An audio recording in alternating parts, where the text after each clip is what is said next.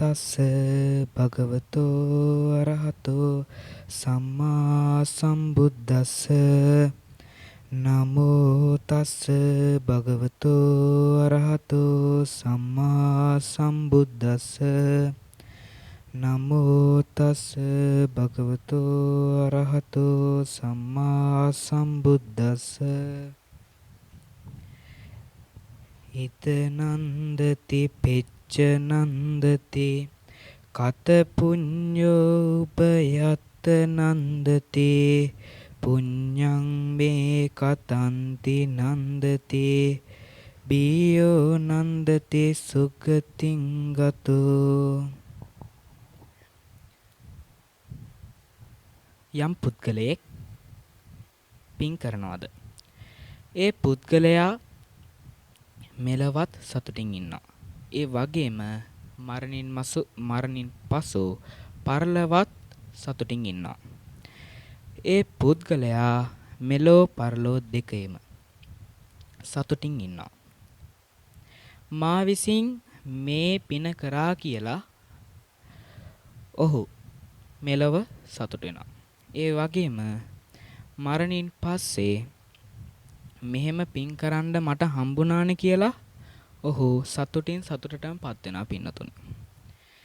ධර්ම දේශනාවට පෙර මාගේ ගුරුදේවයන් වහන්සේගෙන් පාදපත්ම වැඳ නමස්කාර පූර්වකව අවසර ආයාචනා කර සිටිනවා. කාරුණික වාසනාවන්ත ගුණගරුක පින්නතුනි. මම මේ ධර්ම දේශනාවට මාතෘකා කරගත් ගාථාව ධම්මපදයේ යමක වග්ගේ 13 වෙනි ගාථාවයි.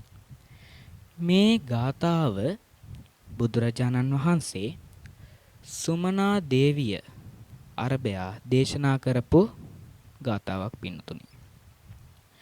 සවැත් නුවර අනාථ පිණ්ඩිකස්ස සිටුතුමා, ඒ කියන්නේ අනේ පිඬු සිටුතුමා ගැන ඔබ කවුරුත් හොඳින් දන්නවා. ඔහු මහා දානපතියෙක්. එක දවසකට විතරක් භික්ෂූන් වහන්සේලා 2000ක් පමණ පිරිසක් මේ අනේපිඬු සිටුතුමාගේ නිවසේ දානයට වඩනා පින්නතුනි. ඒ වගේම විශාකා මහා උපාසිකාවගේ ගෙදරටත් එක දවසකට භික්ෂූන් වහන්සේලා 2000ක් පමණ වඩනවා පින්නතුනි. මේ විශාකා සිටු දේවිය ගැන පොඩි විස්තරයක් කරොත්, ඒ කියන්නේ මේ විශාකා සිටු දේවියගේ තැන්පත්කම කොයි වගේද කිව්වොත් පින්නතුනි, මේ විශාකා සිටු දියණිය තරුණ කාලයේදී එක උත්සවයක් තිබ්බා. ඒ ගමේ එක උත්සවයක් තිබ්බා. මේ උත්සවයට තමන්ගේ යාළුවොත් එක්ක ගියා පින්නතුනි. ඒ යාළුවොත් එක්ක ගිහිල්ලා ටික වෙලාවක් මේ උත්සවය නරඹගෙන ඉද්දී එක පාටම වර්ෂාවක් ඇති වුණා. එතන හිටපු සියලුම පිරිස වැස්සට තෙමෙන්නේ නැතිව දුවගෙන ළඟ තිබ්බ ශාලාවලට ආව පින්නතුනි. ඒ වගේම මේ විශාකා සිටු දියණිය අර අනිත් පුද්ගලයෝ වගේ දුවගෙන ආවේ නැහැ. හිමීට තමයි ඇවිදගෙන ආවේ පින්නතුනි. ඕක බලාගෙන හිටියා බමුණු පිරිස. මේ බමුණු පිරිස දැන් මෙයා මේ එන්නේ හිමීට. දැන් මෙයා එන විදිය බලාගෙන ඉඳලා ඒ ශාලාව ඇතුළට ආවගෙන් පස්සේ ඇයි ඔයා හිමීට ආවේ කියලා අහනවා. අනිත් කට්ටිය ඔක්කොම දුවගෙන එද්දි ඇයි ඔයා හිමීට ආවේ කියලා අහනවා පින්නතුනි. ඊට පස්සේ මේ විශාකා සිටු දියණිය කියනවා, බැරි වෙලාවත් මම අනිත් අය වගේ දුවගෙන ආවොත් සමාජයේ පවතින මතය තමයි ගෑනු කෙනෙක් කාන්තාවක් ප්‍රසිද්ධියෙම හයියෙන් දුවගෙන යන්නේ නැහැ. එහෙම වුණාම කට්ටියකින් නිග්‍රහ ලැබෙනවා කිව්වා මේ නම් ගැහණු කෙනෙක් නෙමේ පිරිමියෙක් කියලා. ඒ කාන්තාවට නිග්‍රහ විඳින්න සිද්ධ වෙනවා පින්නතුනි. ආන් ඒක නිසා මම දුවගෙන ආවේ නැහැ කියලා කියනවා පින්නතුනි. ඉතින් හිතලා බලන්න මේ විශාකා සිටු දේවිය කොයිතරම් තැම්පත්ද කියලා. මේ විශාකා සිටු දියණිය හිටියේ සවැත් නුවර. අනේ පිඬු සිටුතුමත් හිටියේ සවැත් නුවර පින්නතුනි. මේ සවැත් නුවර කාට හරි මහා සංඝරත්නයට දානයක් දෙන්න උවමනා නම් මේ දානෙ දෙන්න කලින් මේ කට්ටිය ගිහිල්ලා මුලින්ම මේ විශාකා සිටු දියණියගේ අනේ පිඬු සිටුතුමාගේ අවසරය අරගෙන තමයි පින්නතුනි දානෙ දෙන්න සූදානම් වෙන්නේ. ඒකට හේතුව මොකක්ද කියලා මේ පින්වතුන් දැන් හිතනවා ඇති. ඒකට හේතුව තමයි මේ දානේ දීලා ඉවර වෙලා යම් පුද්ගලයෙක් ඇවිල්ලා මේ දානේ දුන්න පුද්ගලයාගෙන් ඇහුවොත් එහෙම මේ දානෙට විශාකා සිටු දේවිය හරි අනේ පිඬු සිටුතුමා හරි සම්බන්ධ වුණාද කියලා අහද්දී කවුරු හරි කිව්වොත් නැහැ ඒ දෙන්නගෙන් එක්කෙනෙක්වත් මේකට සම්බන්ධ වුණේ නැහැ කිව්වොත් ඒ කට්ටිය කියන දේ තමයි පින්නතුනි ලක්ෂයක් දීලා දානයක් දුන්නත් මේ දානේ වැඩකට නැති දානයක් කියලා තමයි ඒ නගරේ කට්ටිය කිව්වේ පින්නතුනි. ඒ තරම් මේ විශාකා සිටු දේවියයි අනේ පිඬු සිටුතුමයි මේ දාන අතර ප්‍රධානත්වය අරගෙන තිබ්බ පින්නතුනි. කොහොම හරි ඔහොම කාලය ගත වුණා. ඊට පස්සේ මේ අනේ පිඬු සිටුතුමා සෝවන් භාවයට පත් වුණා. ඒ වගේම මේ විශාකා සිටු දේවියත් මාර්ගඵලවලට පත් වුණා. තමන්ගේ තනතුරට කවුද හරියන්නේ කියලා කල්පනා කරා මේ විශාකා සිටු දේවිය.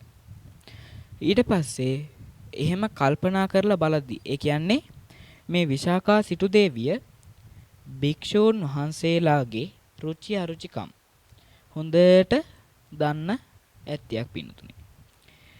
මෙයා මේ ඔක්කොම රුචි අරුචිකම් දැනගෙන තමයි දානේ පිළියෙල කරන්නේ. එහෙම වුණාම භික්ෂූන් වහන්සේලා හොඳට දානේ වළඳනවා පින්නතුනි. මේ දැන් මේ විදිහට මං වගේ භික්ෂුන් වහන්සේලා ගැන හොයලා බලන කෙනෙක් ඕනේ මේ තනතුරට පත් කරන්න. කවුද මේ තනතුරට හොඳ කියලා මේ විශාකා සිටු දේවිය කල්පනා කරා. ඊට පස්සේ මේ විශාකා සිටු දේවියට තේරුණා තමන්ගේ පුතාගේ බිරිඳ මේ තනතුරට හරියනවා කියලා හිතලා ඇයව පත් කරා. ඊට පස්සේ ඇය මේ කටයුතු විශාකා සිටු දේවිය කරපු විදිහටම කරගෙන ගියා පින්නතුනි. ඊට පස්සේ මේ දැන් විශාකා සිටු දේවිය තමන්ගේ තනතුර තමන්ගේ ලේලියට පැවරුවා. මේ අනේ පිඬු සිටුතුමා තමන්ගේ තනතුර කාටද පවරන්නේ කියලා බලද්දී තමන්ගේ දුවෙක් වෙච්ච මහා සුභද්‍රාට මේ තනතුර ප්‍රදානය කරා පින්නතුනි. ඊට පස්සේ මේ මහා සුභද්‍රා මේ අනේ පිඬු සිටුතුමා කරපු විදිහටම මේ දානේ කටයුතු නොකඩවා සිද්ධ කරා පින්නතුනි. ඇය කොහොම හරි ටික කාලයක් ගත වුණා. ඇය සෝවාන් භාවයට පත් වුණා පින්නතුනි. ඊට පස්සේ ඇයත් ඒ විදිහටම කල්පනා කරලා තමන්ගේ සහෝදරියක් වෙච්ච චූල සුභද්‍රාට මේ තනතුර ප්‍රදානය කරා. මේ චූල සුභද්‍රාත් ඒ විදිහටම තමන්ගේ මේ තනතුර තමන්ගේ මේ බාරලා තියෙන තමන්ට බාරලා තියෙන මේ කටයුත්ත ඒ විදිහටම සිද්ධ කරා පින්තුනි. ඇයත් සෝවාන් භාවයට පත් වුණා. ඊට පස්සේ මේ තනතුර දැන් කාටද දෙන්නේ කියලා දැන් මේ අනේ පිඬු සිටුතුමා කල්පනා කරා. ඊට පස්සේ තමන්ගේ බාලම දුව වෙච්ච සුමනා දේවියට මේ තනතුර ප්‍රදානය කරා පින්නතුනි. ඊට පස්සේ මේ සුමනා දේවිය අර කට්ටිය වගේම භික්ෂුන් වහන්සේලාගේ රුචි අරුචිකම් දැන අඳුනගෙන භික්ෂුන් වහන්සේලාට උපස්ථාන කරා. මෙහෙම උපස්ථාන කරගෙන යද්දී මේ සුමනා දේවිය සකු르දාගාමී බවට පත් වුණා පින්නතුනි. ඇය ගිහිව කාලය ගත කරා. මෙහෙම මේ විදිහට ටික කාලයක් ගත කරා. ගත කරලා ඉවර වෙලා Tamanට එකපාරටම රෝගයක් වැළඳුණා. මේ රෝගය කෑම අරුචියකින් ඇතිවෙච්ච රෝගයක් පින්නතුනි. ඊට පස්සේ මෙහෙම රෝගාතුර වෙලා ටික කාලයක් හිටියා. කොහොම හරි මෙයාගේ අවසාන කාලයේදී මේ ජීවත් වෙලා ඉන්න අවසාන කාලයේදී මරණාසන්න මොහොතේදී තමන්ගේ තාත්තට ලියුමක් යවුවා තමන්ව බලන්න ඉන්න කියලා. ඊට පස්සේ පින්නතුනි මේ පණිවිඩේ යද්දී අනේපිඬු සිටුතුමා හිටියේ දානි දෙන ගමන් භික්ෂුන් වහන්සේලා පිරිසකට දානයක් දෙන ගමන් තමා පින්නතුනි මේ සිටුතුමා හිටියේ. කොහොම හරි මේ පණිවිඩය හම්බුණත් එක්කම මේ සිටුතුමා එකපාරටම කලබල වෙලා ටක් ගාලා තමන්ගේ දුව ගාවට ආවා. ඊට පස්සේ දුව ගාවට ගියාගෙන් පස්සේ මේ සිටුතුමා දුවට කතා කරලා සුමනා දියණියනි කියලා කතා කරා. ඊට පස්සේ මේ සුමනා දේවි කිව්වා බාල සහෝදරයා ඇයි කියලා ඇහුවා. බලන්න පින්නතුනි මේ සුමනා දේවි කියන්නේ අනේපිඬු සිටුතුමාගේ දුව. මේ දුව තමයි තාත්තට කතා කරන්නේ බාල සහෝදරය කියලා. ඊට පස්සේ මේක දැන් මේ අනේපිඬු සිටුතුමාට ලොකු ගැටලුවක්. ඊට පස්සේ ඇහුවා දුවණිය ඔබ නන් දොඩවන්න එපා කිව්වා. ඊට පස්සේ කිව්වා බාල සහෝදරය මම නන් දොඩවන්නේ නැහැ කියලා. මේ අනේපිඬු සිටුතුමා එකපාරටම බය වුණා පින්නතුනි. මෙහෙම බය වෙලා මෙයා ඇහුවා දුවණිය ඔබ බය වෙලාද ඉන්නේ කියලා. ඊට පස්සේ කිව්වා පින්නතුනි නැහැ බාල සහෝදරය මම බය වෙලා නෙමෙයි ඉන්නේ කියලා. ඔච්චරයි ඒ දෙන්නට කතා කරන්න හම්බුනේ. ඒ කතා බහ ඉවර වෙනවත් එක්කම තමන්ගේ දුව වෙච්ච සුමනා දේවිය මරණයට ගමන් කරනා පින්නතුනි. ඇය කලුරිය කරනවා. කොහොම හරි මේ තමන්ගේ දියණියගේ අවසන් කටයුතු සිද්ධ කරනවා. මේ අවසන් කටයුතු සිද්ධ කරලා ඉවර වෙලා මේ පියා මේ සිටුතුමා යනවා බුදුරජාණන් වහන්සේ හම්බෙන්න. ඊට පස්සේ මේ යන්නේ දැන් මේ තමන්ගේ දුවගේ මරණය සිද්ධ වුණේ වෙන කාගේවත් නෙමෙයි තමන්ගේම දුවගේ. මේ තමන්ගේම දුවගේ මරණය සිද්ධ වෙච්ච නිසා තමන් සෝවාන් වෙලා හිටියත් මේ වියෝව තියනවා පින්නතුනි. ඒක නිසා බුදුරජාණන් වහන්සේ ගාවට ගියෙත් අඬ අඬා. ඊට පස්සේ බුදුරජාණන් වහන්සේ ඇහුවා ගෘහපතිය ඇයි ඔබ අඬන්නේ කියලා.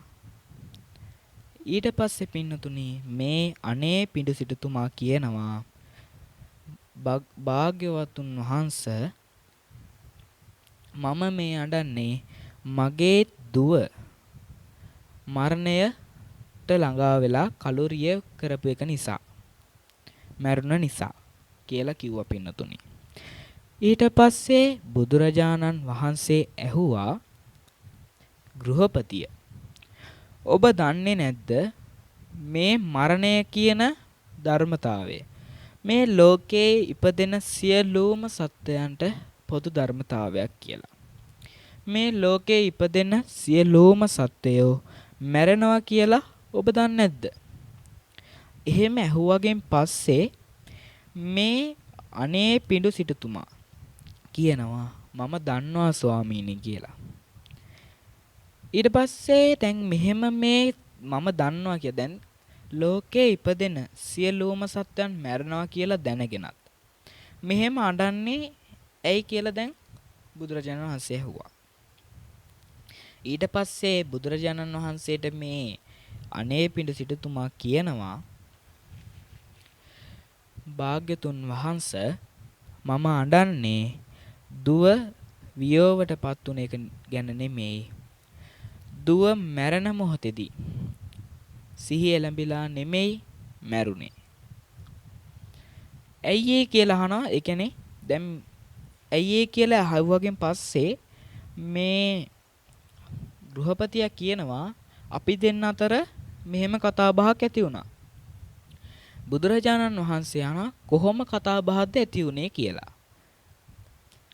ඊට පස්සේ කියනා පින්නතුනේ බුදුරජාණන් වහන්සේ මම දානයක් දෙන අතර වාරයේ හිටියේ මට මෙහෙම දුවගෙන් පණිවිඩයක් ආවා ඉක්මනටම එන්න කියලා. මම ඊට පස්සේ දුව බලන්න ගියා. දුව බලන්න ගියා ගමන් මම ඇහුවා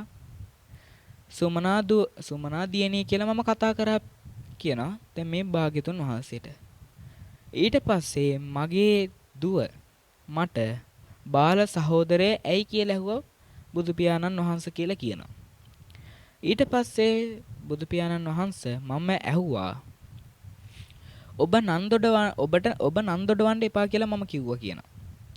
ඊට පස්සේ මේ මගේ දුව කියනවා මම නන් දොඩවන්නේ නැහැ බාල සහෝදරය කියලා. ඊට පස්සේ මට බය හිතිලා මම අහනවා මගේ දුවගෙන් ඔබ බය වෙලා දින්නේ කියලා. ඊට පස්සේ මගේ දුව මට කියනවා මම බය වෙලා නැහැ පියාණන් වහන්සේ. මම ඒකයි මේ දුකෙන් ඉන්නේ. මගේ දුවට සිහි කල්පනාව හරියට තිබ්බේ නෑ මරණාසන්න මොහොතේදී. ඊට පස්සේ මේ කතා බහ බුදුරජාණන් වහන්සේට කිව්වගෙන් පස්සේ බුදුරජාණන් වහන්සේ දේශනා කරනවා ඒ ඔබේ දුව සිහිය එළඹවාගෙන තමා මැරුණේ. ඒ ඔබට බාල සහෝදරය කියලා කතා කරේ වෙන මොකකින්වත් නෙමෙයි. තමන් මාර්ගඵල වලින් වැඩිමල් නිසා. ගෘහපතිය ඔබට වඩා ඔබේ දුව මාර්ගඵල වලින් වැඩි වේටපත් වෙලා තියෙන්නේ කියලා කිව්වා. මොකද ඔබ සෝවාන් මාර්ගඵලයේ තමා සිටින්නේ. හැබැයි ඔබගේ දුව සකෝර්දාගාමී වෙලා හිටියේ. අන්න ඒ හේතුව නිසා කියනවා ඔබගේ දුව ඔබට බාල සහෝදරය කියලා කතා කරන්න හේතුනේ අන්න ඒකයි කියලා කියනවා. ඊට පස්සේ මේ ගෘහපතියට අනේ පිඬු සිටුතුමාට එක පාටම මහා සතුටක් ඇති වෙනවා. ඊට පස්සේ මේ අනේ පිඬු සිටුතුමා අහනවා දැන් දුව කොහෙද ඉපදිලා ඉන්නේ කියලා. ගෘහපතිය දැන් ඔබේ දුව සම්තුසිත දිව්‍ය ලෝකේ ඉපදිලා ඉන්නේ කියලා මේ ගෘහපතියට බුදුරජාණන් වහන්සේ දේශනා කරනවා පින්නතුනි. ඊට පස්සේ මේ ගෘහපතියා බුදුරජාණන් වහන්සේගෙන් අහනවා කියන්නේ බුදුරජාණන් වහන්සේට ප්‍රකාශ කරනවා මගේ දුව මෙලව ජීවත් වෙලා ඉද්දිත් ඥාතිත් එක්ක සතුටෙන් සමගියෙන් කාලය ගත කරා. දැන් ඇය මරණයටපත් වෙලා කලුරිය කරලත් දෙව්ලොව ගිහිල්ලා සතුටෙන් ඉන්නවා. එහෙම නේද බුදුහාමුදුරනේ කියලා මේ ගෘහපතිය බුදුරජාණන් වහන්සේගෙන් අහනවා. එසේය ගෘහපතිය කියලා බුදුරජාණන් වහන්සේ පිළිතුරු දෙනවා පින්නතුනි. දැන් මම මේ දේශනා කරපු ධර්මයේ ඔබට තේරෙන්නේ ඇති යම් පුද්ගලයෙක් මෙලව ජීවත් වෙලා ඉද්දී කුසල් දහම් රැස් කරොත් ඇය හෝ ඔහු මෙලවදී සතුටටපත් වෙනවා. ඒ වගේම එම පුද්ගලයා මරණින් පසු සතුටටපත් වෙනවා. මෙලව සහ පරලොව කියන දෙකෙහිදීම ඒ පුද්ගලයා සතුටටපත් වෙනවා. අවසානයේ සුගතිගාමි වෙලා මම මේ තරම් පින් කරගත්තා කියලා සතුට වෙනවා කියලා දැන් ඔබලට මේ මන් දේශනා කරපු ධර්මයෙන් තේරුම් ගියා.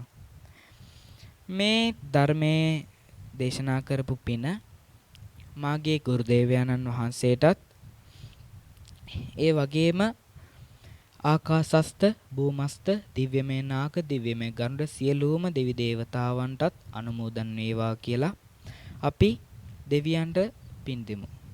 ආකාසට්ටා ච බුම්මට්ටා දේවා නාග මහින්దికා පුඤ්ඤන්තං අනුමෝදිත්වා චිලං රක්칸තු සාසනං චිලං රක්칸තු දේශනං චිලං රක්칸තු මම් පරං ඉදම්මේ ඥාතිනං හෝතු සුඛිතා හුන්තු ඥාතයෝ ඉදම්මේ ඥාතිනං හෝතු සුඛිතා හුන්තු ඥාතයෝ ඉදම්මේ ඥාතිනං හෝතු සුඛිතා හුන්තු ඥාතයෝ ඉමිනා පුඤ්ඤ කම්මේන මාමේ බාල සමාගමෝ